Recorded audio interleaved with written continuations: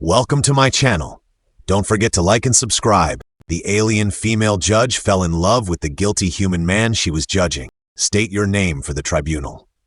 Dylan Mercer, professional disaster, amateur poet, recovering caffeine addict.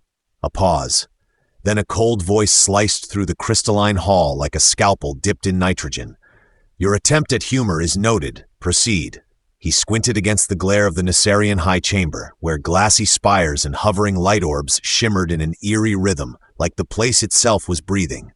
The judges sat suspended midair on translucent platforms, their faces masked by transparent helms that projected data directly into their minds. But one of them didn't wear a helm. She didn't need to.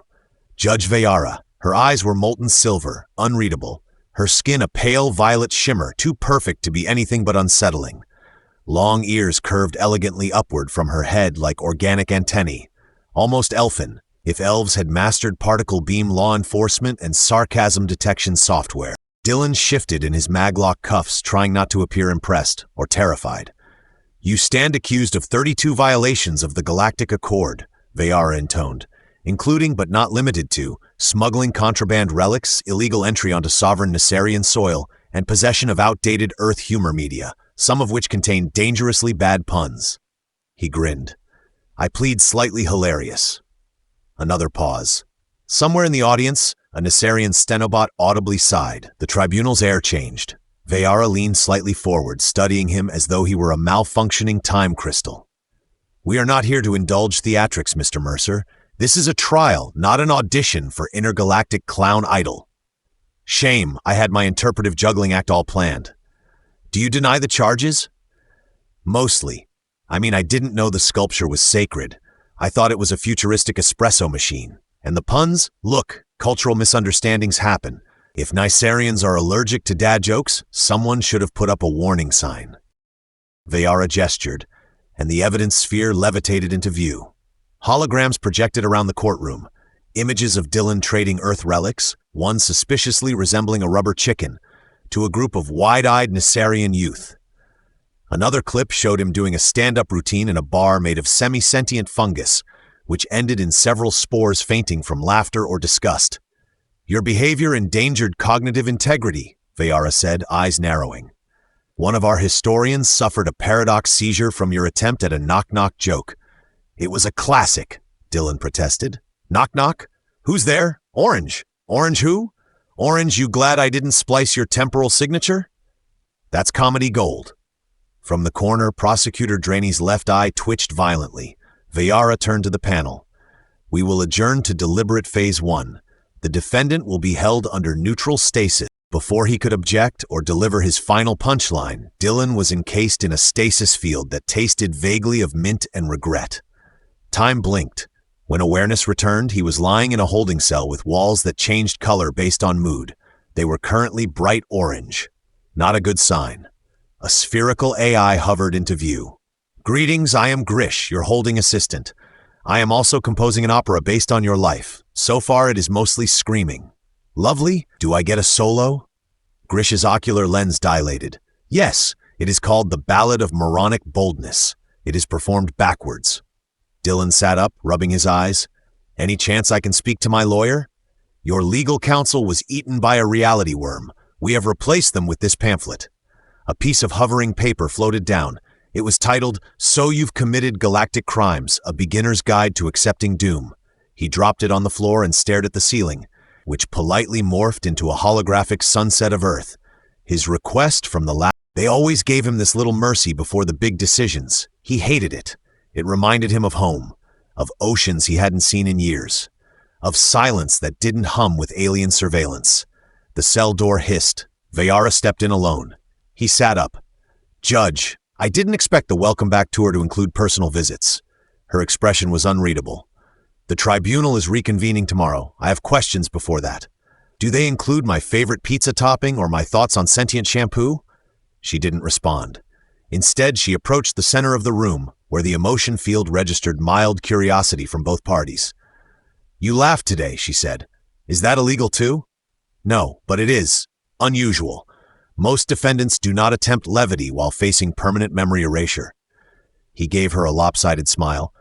I find death goes down easier with a spoonful of sarcasm. She stared at him for a long moment. What is your purpose? I was hoping to get through the next 48 hours without becoming a smear on the floor. Is that a purpose? I mean your broader function, your why. He leaned back against the wall. You're asking a criminal for his philosophy? You are the only human I've encountered who has turned his sentencing into a stand-up act. I'm curious. Dylan chuckled softly. Then maybe I'm winning. Winning what? Your attention. A twitch, so small he almost missed it, crossed her mouth. The corners maybe lifted 0.5 millimeter. Veyara blinked slowly. You are guilty, Dylan Mercer. Guilty of many things. The tribunal may find you guilty of all charges. There is a chance you will be eliminated from the Nyssarian memory lattice. But, no but, that is the likely outcome. He tilted his head. Then why are you here? She turned to leave. At the door she paused. I am here, she said quietly, because something about you does not fit, and I wish to understand what, before the sentence becomes irreversible. As the door slid shut, the mood walls turned a confused lavender. Grish floated by and whispered, That was the most romantic thing I've ever seen, and I once watched a toaster propose to a vacuum. Dylan grinned. Well, guess I've got a judge's curiosity. That's a start. Statistically, yes, Grish replied, but also statistically, it's a terrible idea. I'm full of terrible ideas, that's my charm. And somewhere in the tribunal halls, Judge Veyara walked alone, wondering why. After all these years of rules, logic, and precision, a man with a mouth full of jokes and a heart full of chaos had made her hesitate. The tribunal chamber was quieter than usual, as though the air itself was holding its breath. Dylan stood once more in the center of the levitating dais, arms clasped behind him, trying to look innocent. It wasn't working. You've changed your posture, Veyara said flatly from her suspended platform. Guilty, Dylan replied, of trying to look taller. Statistically proven to reduce sentencing by 3%. No such statistic exists in any known database. Then I just invented it. Add it to my charges. Behind him, the prosecution's legal drone spun a little faster, its processor overheating slightly. The poor thing had already used up 3 contempt citations and was dangerously close to requesting a memory wipe for self-preservation. Veyara's fingers hovered above her holopanel. We begin phase 2, cognitive scanning. Dylan visibly tensed. Now hang on. Last time you scanned me, I spent 2 days dreaming about Nyssarian opera and woke up humming in 3 different tonal systems. You resisted the scan. It caused interference. This time, you will not. He exhaled. If I start reciting your people's tax code again, I'm biting my tongue off. That would be medically unadvisable, also extremely messy. The scanner orb floated toward him, its surface rippling with neural resonance patterns. Dylan muttered something about space migraines and closed his eyes. As the orb began its sweep, an image blinked into view on the projection screens. Earth, not the usual filtered databank version Nyssarians used in diplomatic reports, but something raw. Chaotic, sun-drenched, ocean-battered. And there, in the middle of it, a boy, 12, maybe 13, was chasing a soccer ball through crumbling streets. The tribunal murmured. That's not in the charge files, muttered Drenny. Veyara held up a hand. Silence. The image shifted, the same boy, now older, slipping stolen food into the hands of younger street kids, then vanishing before they could thank him. Another shift, Dylan, clearly injured, hauling a small Nyssarian child out of wreckage on some border world. His face was bloody, but he smiled at the kid like he'd just won a raffle. Veyara stared at the screen, expression unreadable. Dylan opened one eye. That one's real, by the way.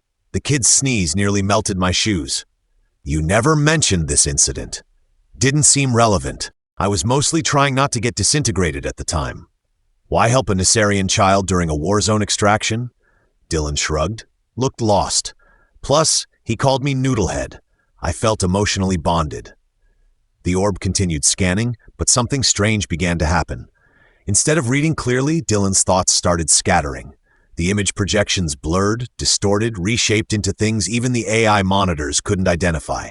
Dancing cats, amorphous shapes labeled existential dread spaghetti, and one very convincing simulation of Judge Veyara wearing aviator sunglasses and riding a hoverbike through a wormhole. Veyara's fingers twitched. This interference, Drenny muttered. It must be deliberate. I'm not doing anything, Dylan said quickly. I think the orb's just allergic to whatever this is.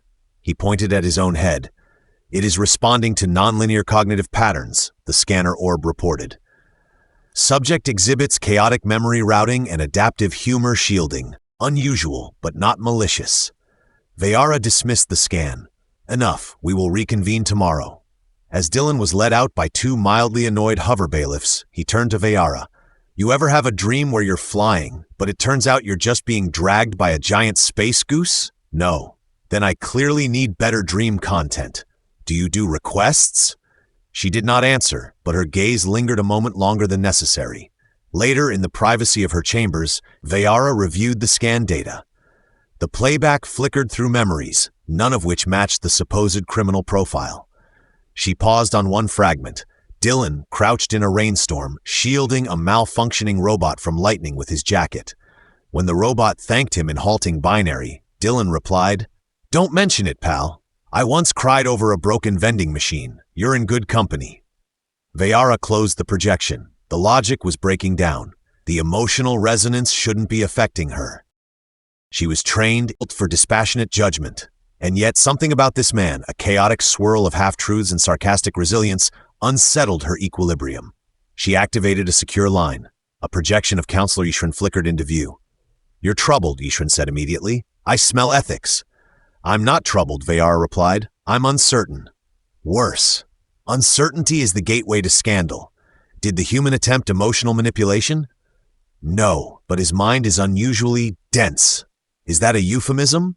It's a technical term. He's resisting traditional scan methods. Humor appears to be his primary defense mechanism. Ah yes, the Earth disease. Weaponized irony. I need your advice.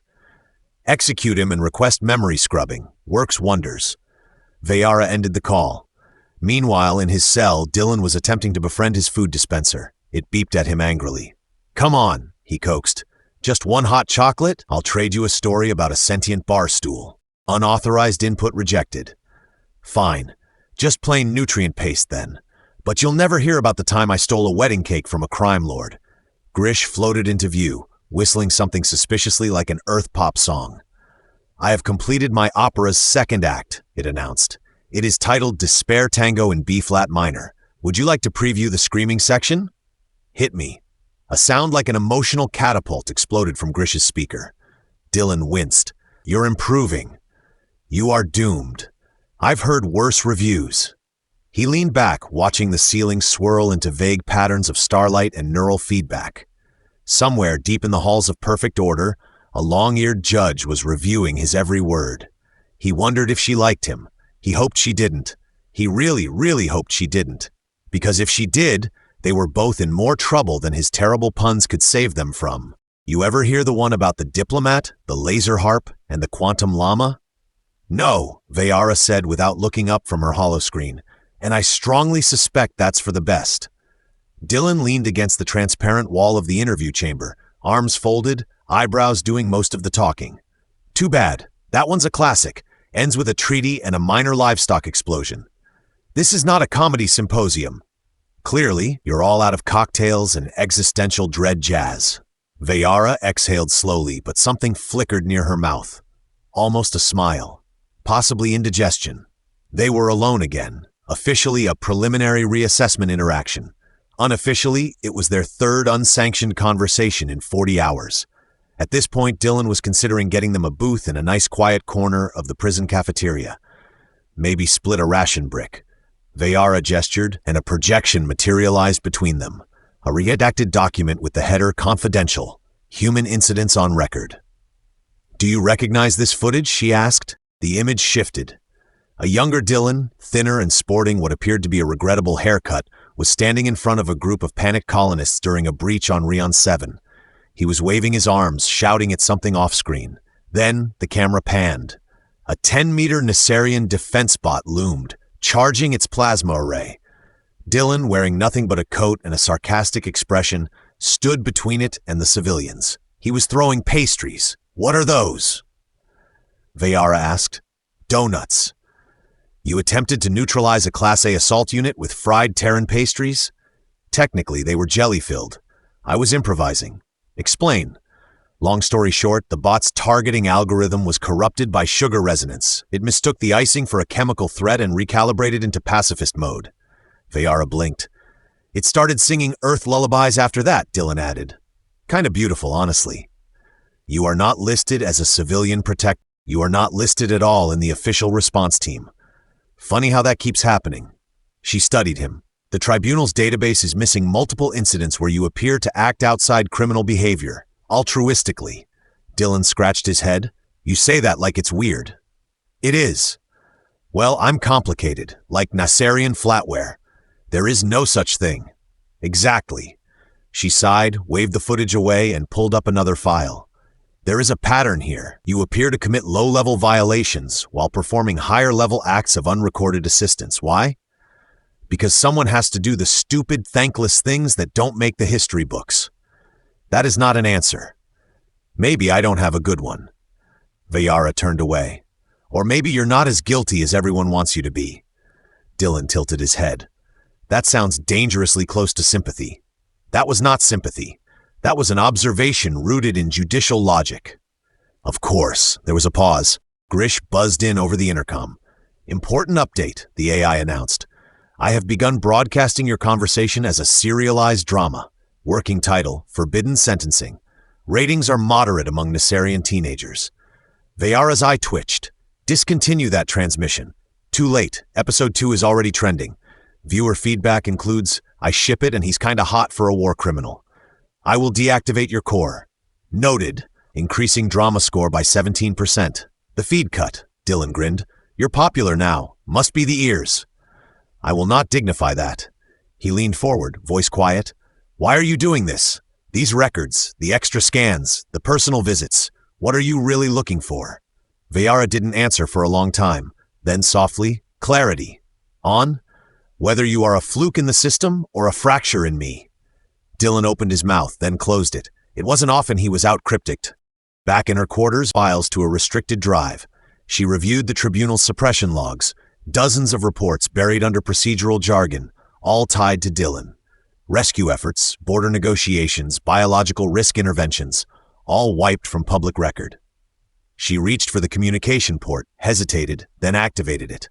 A moment later, the flickering image of High Prosecutor Calvec appeared. Judge Veyara, he said, tone crisp.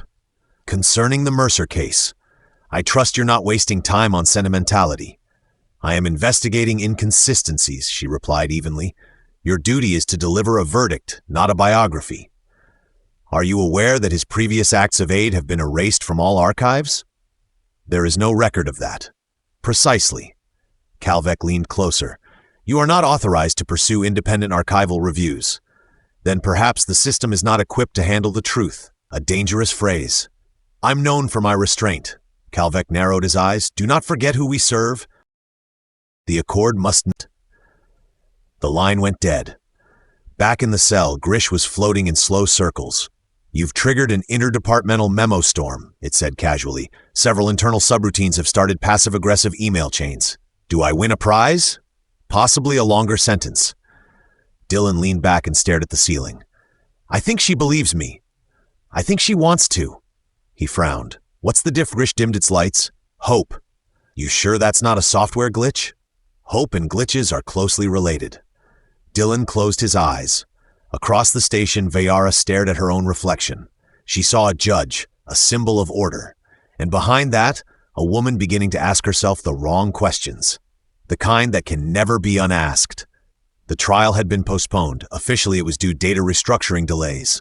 Unofficially, the tribunal system had begun glitching every time someone attempted to access Dylan Mercer's profile.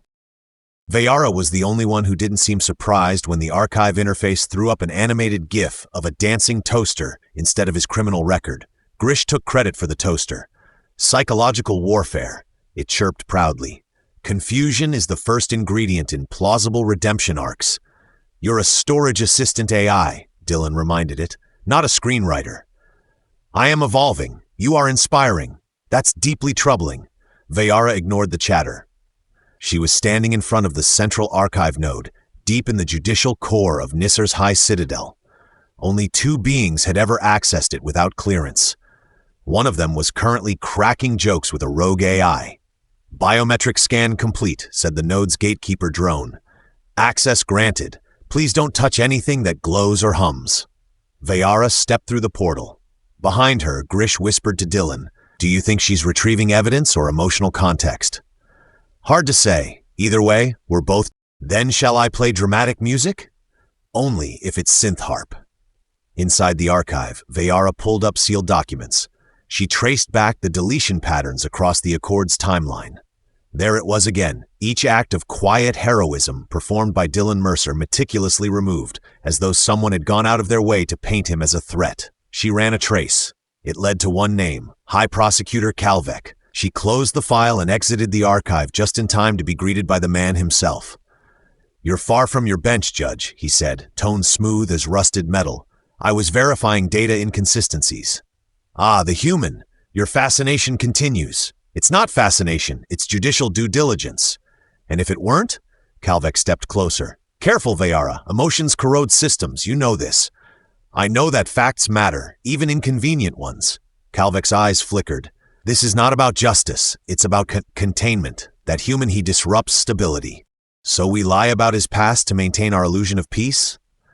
We curate narrative for the greater good. A few buried truths are better than public doubt." "I disagree." Kalvek smiled. "Then I regret what must come next." Back in the holding wing, the mood walls had shifted to a nervous seafoam green. Grish was composing a tragic sonnet in binary. "You're stalling," Dylan said. "I am perfecting verse 5. "There is no verse 5. "There will be. It involves unexpected betrayal and unlicensed teleportation." Just then, the doors blew open with a gentle whoosh and a polite chime. "Hello again," said Veyara. Dylan sat up. "You look tense. Did someone insult your data integrity?" "We need to leave. Are we escaping legally or stylishly? Both would be ideal, but we don't have time for ideal." She tossed him a pulse collar. He fumbled it. "What's this?" "Temporary identity scrambler. It'll make you read as a diplomat's lost luggage. That feels very on." They hurried through the auxiliary access corridor, dodging maintenance bots and one unusually aggressive janitorial drone. Grish followed, projecting a hologram of a cleaning schedule to confuse sensors. "I am now officially part of a jailbreak," it announced. "My memoir will be insufferable." They reached the docking bay. A sleek ship, half registered under a mining guild and half coded as a catering service, waited in low hover. "You've got a getaway vehicle disguised as a lunch delivery shuttle?" Dylan asked. "I'm thorough." "You're incredible." "I know." They boarded. Veyara took the pilot seat while Dylan examined a sealed ration labeled Fusion-Friendly Falafel. "Should I be concerned this might explode?" "Only emotionally." The engines hummed. Just as the bay doors opened, alarms blared. "Unauthorized launch detected. All units converge." Dylan looked at her. "What now?" Veyara activated the ship's secondary protocol, a full mimic shield that made them appear as a traveling circus. "This was originally for an infiltration mission involving acrobats," she said. "I can juggle stress and self-loathing."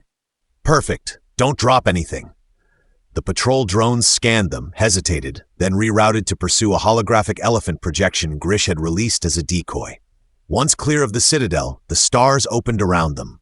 Dylan exhaled. "You really did it." "You sound surprised, just stunned, and maybe a little infatuated. Do not confess anything romantic while I'm navigating an asteroid belt." "Noted." They flew in silence for a moment. Then Veyara glanced at him. "You know this makes you an accomplice now. I was already the defendant, not a big leap. You'll be hunted. I've been hunted before. This time it's personal." He leaned back in the co-pilot's chair, arms behind his head. "Then let's make it worth the trouble." "Don't tempt me. Too late." Grish popped up between them. "Shall I begin narrating our outlaw saga in real time?" "No," they said together. "Excellent." Chapter 1, The Judge and the Jester. Subtitle, Flirting in Zero Gravity. "I will disassemble you," Veyara muttered. "Still worth it," Dylan added. Outside, stars blurred into streaks as the ship jumped into slipspace. Somewhere behind them, the tribunal spun stories to cover the breach. Somewhere ahead, everything else waited, including a truth neither of them was ready to admit. Yet, the transmission came through in the middle of breakfast, just as Dylan was trying to figure out if the self-heating cereal was supposed to taste like melancholy, or if it had just expired.